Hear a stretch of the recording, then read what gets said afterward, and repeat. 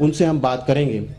अब मैं कार्यक्रम को आगे बढ़ाते हुए डॉक्टर वसंत कुमार सोनकार उप अधीक्षण पुरातत्वविद को आमंत्रित कर रहा हूं कि वो मंच पर आएं और अपना व्याख्यान प्रस्तुत करें। और उनका व्याख्यान है कि भारतीय पुरातत्व सर्वेक्षण का जो 150 वर्ष का जो इतिहास है उसके ऊपर वो प्रकाश डालेंगे। डॉक्टर वसंत कुमार सोनकार। आदरणीय महामहिम महोदय, मंच पर उपस्थित सभी विशिष्ट अतिथिगण और समस्त सम्मानित अतिथि, छात्र एवं छात्राएं, आज चूंकि भारतीय पुरातत्व सर्वेक्षण अपनी स्थापना के 150वां वर्ष के उपलक्ष्य में इस कार्यक्रम को आयोजित कर रहा है। भारतीय पुरातत्व सर्वेक्षण की स्थापना वैसे तो सन 1784 में जब रॉयल एशियाटिक सोसाइटी बंगाल की स्थापना हुई तब से ही मानी जाती है। उस समय विलियम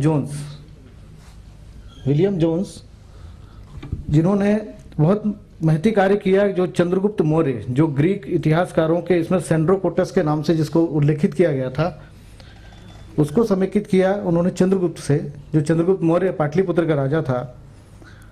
उसके अलावा चार्ल्स विल्किंस ने उस समय में जो गुप्ता स्क्रिप्ट थी, गुप्ता ब्राह्मी स्क्रिप्ट थी, उसका उन्होंने उद्वाचन किया, खरोष्टी स्क्रिप्ट को उद्वाचन किया। और 1834 से 37 के बीच में जेम्स प्रिंसेप ने जो सम्राट अशोक के इसमें जो ब्राह्मी स्क्रिप्ट थी उसका उद्वाचन किया और उन्होंने इसको समेकित किया कि कैसे क्या अभिलेखों में ब्राह्मी स्क्रिप्ट में क्या लिखा गया है।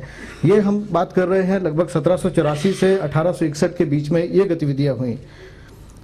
उसके बाद कई अन्य जो ब्रिटिश ऑफिसर्स जो भारत में काम कर रहे थे उस समय, उन्होंने एक नई डायनेस्टी जो सिक्कों के आधार पर जो खोज किया कि कुषाण डायनेस्टी का भारत में एक प्रादुर्भाव हुआ और उसका कैसे विकास हुआ।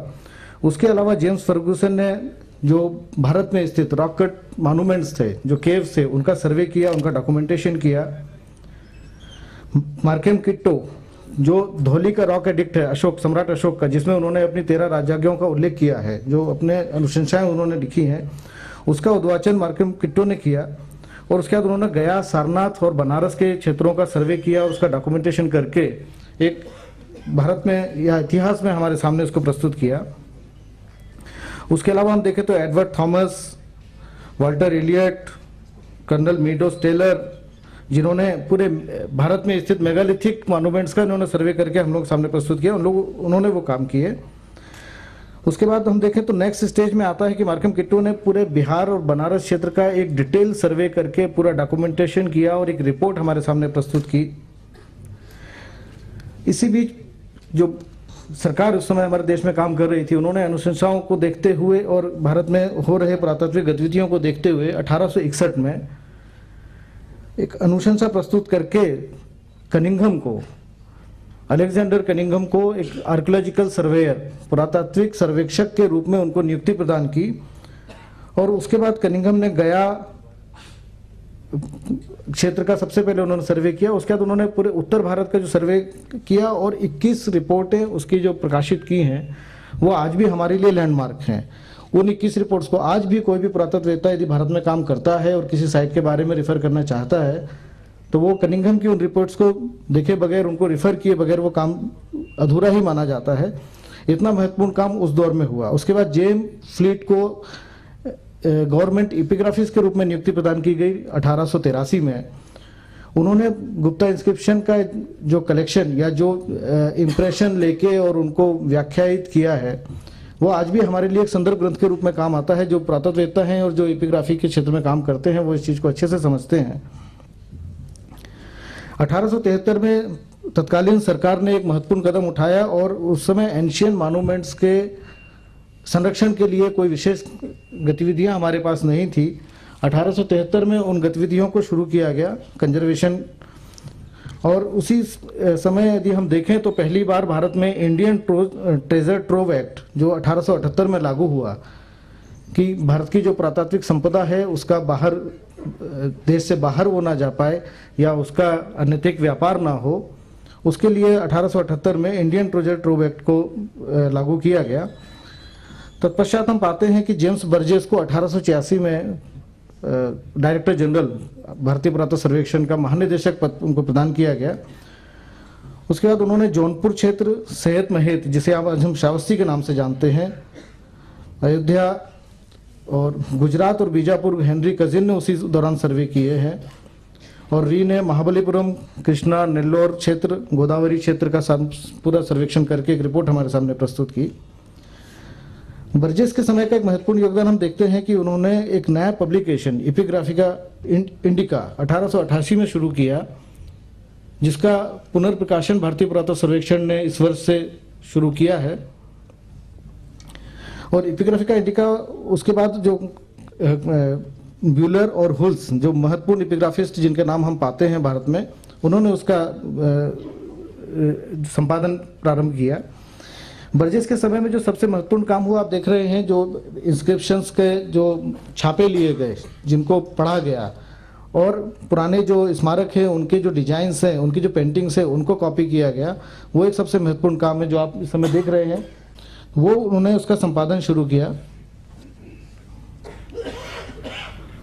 उसके बाद गवर्नमेंट ने एशियाटिक सोसाइटी की जो उनकी अनुशंसाएं थी उसको मानते हुए गवर्नमेंट ने भारतीय पुरातत्व सर्वेक्षण का पुनर्गठन किया और कई पोस्ट उसमें क्रिएट की, जिसके बाद भारत में एक प्रकार से नया युग प्रारंभ होता है, जिसको हम भारतीय पुरातत्व में मार्शल व्हीलर युग कहते हैं। 1902 के आसपास मार्शल को भारतीय पुरातत्व सर्वेक्षण नियुक्त करने की जो प्रक्रिया प्रारंभ हुई, उसमें उनको नियुक्त किया गया। और सबसे महत्वपूर्ण काम जो हुआ है मार्शल के समय में, वो है हड़प्पा और मोहनजोदड़ो के जो मुख्य जो साइट्स हैं, वहाँ पे जो उत्खनन प्रारंभ हुए हैं जॉन मार्शल के निर्देशन में। और जो पब्लिकेशंस थे, रिपोर्ट का पब्लिकेशन, जो सबसे महत्वपूर्ण काम है पुरातत्व के क्षेत्र में, उसको उन्होंने रिवाइज किया और सारे जो पब्लिकेशंस थे वो अपडेट होकर उस समय हम लोग सामने वो रिपोर्ट्स आज भी इतने अप टू डेट और उसको हम इतना उन्नत रूप में पाते हैं कि हम उसको आज भी रेफर करना नहीं भूलते। मार्शल के बाद हम देखें तो जो पहली बार एक भारतीय श्री दयाराम साहनी 1931 में उनको महानिदेशक बनाया गया भारतीय पुरातत्व सर्वेक्षण का। उसके बाद अगेन ब्लैकस्टन डायरेक्टर जनरल बने 1935 में। उसके बाद महामहोपाध्याय के.एन. दीक्षित जी 1937 में बने, जिन्होंने पूरा सिंध क्षेत्र का एक सर्वेक्षण किया और बहुत हड़प्पन और लेट हड़प्पन साइट्स को डिस्कवर करके हम लोगों के सामने प्रस्तुत किया। मार्टिन व्हीलर जो 1944 में भारतीय पुरातत्व सर्वेक्षण के महानिदेशक नियुक्त हुए, उन्होंने सर्वे के फंक्शनिंग को, भारतीय पुरातत्व सर्वेक्षण के जो फंक्शनिंग था उसको पूरी तरीके से चेंज किया। एक ट्रेनिंग इंस्टीट्यूट प्रारंभ किया गया, जिसका जो दिल्ली में आज इंस्टीट्यूट ऑफ आर्कियोलॉजी के नाम से जाना जाता है, उसी समय वो स्थापित हुआ। और उन्होंने आर्कियोलॉजी के कामों के लिए एक central advisory board of archaeology की स्थापना भी की, उसी समय में हुई है और कंटिन्यू फिर काम चलता रहा। उसके बाद यदि हम पाते हैं तो भारत में एम.एस. वत्स, ए. घोष, एम.सी. जोशी, ये महानिदेशक भारतीय पुरातत्व सर्वेक्षण रहे हैं और भारतीय पुरातत्व सर्वेक्षण आज भी अपने काम कर रहा है। बेसिकली यदि हम देखें तो भारतीय पुरातत्व सर्वेक्षण के जो मेन फंक्शंस हैं उसमें पुरातात्विक सर्वेक्षण, पुरातात्विक उत्खनन, स्मारकों का संरक्षण, अभिवर्धन एवं प्रवर्धन, मॉन्यूमेंटों का और एंटिक्वेरियन रिमेन्स, जो पुरातात्विक हमारे पास एंटिक्विटीज जो हम एक्सकेवेशन में प्राप्त करते हैं, उनका रासायनिक परिरक्षण, स्मारकों का आर्किटेक्चरल सर्वे, साइट म्यूजियम्स की स्थापना और उनका निरंतर उनको उन्नत करना, एपिग्राफिकल सर्वे कंडक्ट करना।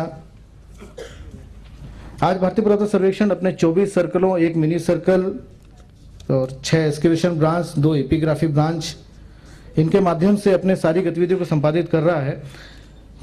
मैं आपका ज़्यादा समय ना लेते हुए आपको सिर्फ भारतीय पुरातत्व सर्वेक्षण थ्रू द टाइम्स, आपको कुछ फोटोग्राफ्स के थ्रू मैं जस्ट आपको दिखाना चाहता हूँ कि कैसे भारतीय पुरातत्व सर्वेक्षण का विकास जो हुआ है। कुछ आर्काइवल फोटोग्राफ्स हमारे पास है। भारतीय पुरातत्व सर्वेक्षण बहुत अच्छा आर्काइवल रिकॉर्ड्स भी मेंटेन करता है। मैं आपको आर्काइवल रिकॉर्ड्स के थ्रू मैं आपको दिखाना चाहता हूँ। ये महाबलीपुरम, ये तंजौर का बृहदीश्वर टेम्पल है जो 1955 का फोटोग्राफ है। नेक्स्ट, ये लाल किला दिल्ली, जिसको आज हम इस नए रूप में पाते हैं, ये 1919 का फोटोग्राफ है। इसमें आप देख रहे हैं कि लाल किले के सामने तांगा बग्घी आदि खड़े हुए हैं। जंतर मंतर, ये आप पाएंगे यदि आप लोगों ने दिल्ली यात्रा की है तो जंतर मंतर उस समय जब कनॉट प्लेस की स्थापना भी नहीं हुई थी, केवल जंतर मंतर आपको नजर आ रहा है। 1914-15 फोटोग्राफ है। ये जो हमारा राष्ट्रीय चिन्ह है सारनाथ का, जो लायन कैपिटल जिसको हम कहते हैं, ये उत्खनन में किस प्रकार से प्राप्त हुआ था। ये फोटोग्राफ देख रहे हैं 1904 का, बीजापुर इब्राहिम रोजा 1902 का फोटोग्राफ है। तो एक भारतीय प्रशासन जो आर्काइवल रिकॉर्ड्स हैं, ये गोवा के चर्चेस का जनरल व्यू है।